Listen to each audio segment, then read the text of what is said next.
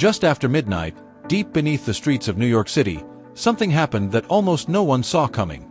In a silent, abandoned subway station, far from cameras and cheering crowds, a new mayor was sworn in, marking a moment that instantly rewrote the city's history. No grand stage. No roaring applause. Just a quiet oath that sent shockwaves through politics, media, and social platforms within hours. Because this wasn't just another power transfer. It was the rise of a 34-year-old leader breaking barriers many believed would take decades to fall. Supporters called it inspiring. Critics called it risky. And as the city slept above him, one question began spreading fast. How did this moment happen, and what does it mean for New York next? The swearing-in didn't happen on the steps of City Hall or in front of flashing cameras. Instead, it took place just after midnight, deep underground, inside a decommissioned subway station that most New Yorkers have never seen in person. The old City Hall station, with its curved arches and faded elegance, became the backdrop for one of the most unusual transitions of power in the city's history. The choice wasn't random. This hidden station, once a symbol of New York's early ambition, has long been closed to the public, quiet, forgotten, and almost frozen in time. That silence gave the moment an almost secretive feel, raising eyebrows almost immediately. Why swear in a mayor at an abandoned stop beneath the city, and why do it while most of New York was asleep? Standing there, hand placed on the Quran, Zohran Mamdani took the oath with little fanfare and even fewer words. No long speech. No dramatic pauses. Just a brief statement calling it the honor and privilege of a lifetime, before moving on. To some, it felt humble. To others, it felt calculated. And online, speculation started moving fast. The symbolism only added fuel. A mayor talking about the importance of public transit, while standing in a closed subway station. A quiet ceremony, before a loud political era. It felt like a message, even if no one could agree on what that message was. And as photos from beneath the city began circulating, one thing became clear: this moment was meant to be noticed, even in silence. But the location was only the beginning. Because once people looked past where it happened, they started focusing on who was standing there, and why his rise has sparked so much conversation. At just 34 years old, Zohran Mamdani didn't just win an election. He shattered multiple ceilings at once. Overnight, he became New York City's youngest mayor in generations, a fact that alone stunned longtime political observers. But age was only one part of why this moment exploded far beyond city limits. Mamdani is the first Muslim to lead the largest city in the United States. The image of him taking the oath with his hand on the Quran spread rapidly online, praised by supporters as historic and symbolic, while others reacted with visible discomfort. For many, it represented inclusion and progress. For critics, it triggered uneasy questions about tradition, identity, and how fast the city is changing. And then there's everything else. He's the first mayor of South Asian descent. The first born on African soil. A combination no New York mayor has ever represented before. To his backers, that diversity reflects the city itself. To skeptics, it feels like too much change arriving all at once. Reactions split almost immediately. Some called it a defining moment for modern America. Others warned that symbolism doesn't guarantee results. Social media filled with praise, doubt, pride, and concern, sometimes all in the same thread. What was clear is that Mamdani's presence alone had already shifted the conversation. And that reaction didn't come out of nowhere. Because once people dug deeper into who he is and where he came from, the story only became more complicated. What truly set Zohran Mamdani apart wasn't just who he was, it was how he ran his campaign. While most candidates focused on familiar talking points, Mamdani turned a single word into a rallying cry that cut across political lines: affordability. In a city where rent, groceries, and child care feel permanently out of reach, that message landed hard. Instead of chasing traditional power blocks, his campaign spoke directly to everyday pressure. Rising rents, long commutes, families stretched thin. And surprisingly, it worked. Support didn't just come from one corner of the political spectrum. Voters who rarely agreed on anything suddenly found common ground around the cost of simply surviving in New York. Then came the label that really shook things up: Democratic Socialist. For some, it was a red flag. For others, it was the entire appeal. Critics warned it signaled radical change. Supporters argued it was the only honest response to a city priced beyond reason. Either way, the label ensured one thing: no one ignored him. What made the campaign even more disruptive was its tone. Less polished, more direct. It felt closer to a movement than a traditional run for office. That approach energized younger voters and renters in particular, while leaving establishment figures uneasy about what it could mean for the city's future.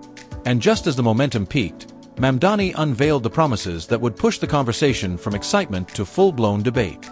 The moment Zohran Mamdani laid out his policy plans, the conversation around him changed fast. What had started as excitement quickly turned into debate. His platform wasn't cautious or incremental, it was bold, and for some, unsettling. He promised free childcare, a move supporters say would lift enormous pressure off working families. Free buses followed, pitched as a way to make the city more accessible while reducing daily costs. Then came the proposal that really caught attention: a rent freeze for roughly 1 million households. Renters cheered. Landlords and developers didn't. But the most talked about idea was also the most unconventional. A pilot program for city-run grocery stores, designed to keep food prices in check. Backers called it innovative. Critics questioned whether the city should be running supermarkets at all. Online, debate spiraled quickly, with some warning of unintended consequences, while others said the city had no choice but to try something different. Supporters argue these plans reflect the reality most New Yorkers live every day. Opponents say they sound good on paper but could strain an already complex system. And while no one agrees on the outcome, one thing is certain: these promises set expectations incredibly high. Because now, the campaign is over. And the real test begins, where bold ideas meet the everyday grind of running New York City. Now that the speeches are over, Zohran Mamdani is stepping into the part of the job that rarely makes headlines, but decides how the public really feels. Running New York City isn't just about big ideas. It's about the basics, and they're relentless. Trash still piles up on sidewalks. Snowstorms don't wait for political momentum. Rats don't care about campaign promises. And when subway lines stall or roads crumble, frustration lands directly on the mayor's desk. These everyday problems have humbled leaders far more experienced than Mamdani. Public transit alone could define his early months. Delays, aging infrastructure, and sudden service interruptions have tested every mayor before him. Fixing them is slow. Living with public anger is instant. And in a city that never stops complaining, patience is in short supply. There's also the reality of expectations. His campaign built hope, especially among renters and younger voters. But hope can turn into disappointment just as quickly when progress feels delayed. Every missed trash pickup, every late train, every unfilled pothole becomes a measure of leadership. This is where symbolism fades and pressure takes over. Because while history remembers how a mayor enters office, voters remember how the city feels under their watch. And that leads to the question hanging over everything he does next. As Zohran Mamdani settles into his new role, the contrast in his life is impossible to ignore. Just days ago, he was living in a rent-stabilized one-bedroom apartment. Now, he and his wife are preparing to move into Gracie Mansion, the official mayoral residence overlooking the East River.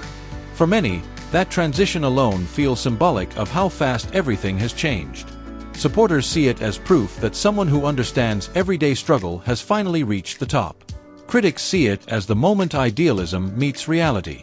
Online, conversations are already shifting from celebration to scrutiny, with people watching closely to see whether his actions match the promises that powered his rise.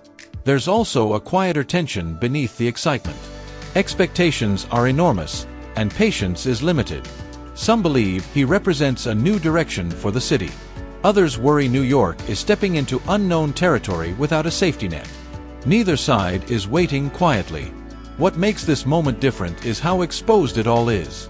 Every decision will be dissected, every delay amplified, and every success questioned just as loudly as every failure. The spotlight isn't fading, it's getting sharper. Because while history has already been made, the verdict hasn't.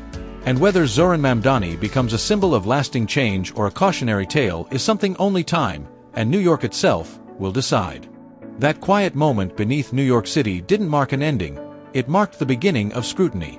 History has already written Zohran Mamdani's name into the record books, but history doesn't decide whether a mayor succeeds. The city does. He enters office carrying symbolism, expectations, and pressure in equal measure. To some, he represents long overdue change. To others, an experiment with no clear outcome. What's undeniable is that every move he makes will be watched more closely than most mayors before him. New York has a way of testing its leaders quickly and without mercy. Big ideas collide with daily reality. Optimism meets impatience. And symbolism fades the moment trains run late or streets feel ignored.